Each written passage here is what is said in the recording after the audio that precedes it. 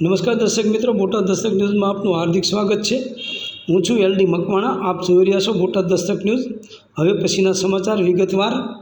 બોટાદમાં ટ્રાફિક પોલીસની સરાહનીય કામગીરી। સાળંગપુર રોડના અંડરબ્રિજમાં ફસાયેલા વાહનોને PSI અર્ચના રાવળની ટીમે બહાર કાઢ્યા। બોટાદમાં વરસાદી માહોલ વચ્ચે જિલ્લા ટ્રાફિક પોલીસે લોકોની મદદ માટે આગળ આવ્યા છે। સાળંગપુર રોડ પર આવેલા રેલવે અંડરબ્રિજમાં વરસાદી પાણી ભરાઈ ગયા હતા। આ કારણે અનેક વાહનો ત્યાં ફસાઈ ગયા હતા। જિલ્લા ટ્રાફિક PSI અર્ચના રાવળને આ અંગે જાણ થતાં તેઓ પોતાની ટીમ સાથે તરત જ ઘટના સ્થળે પહોંચ્યા હતા।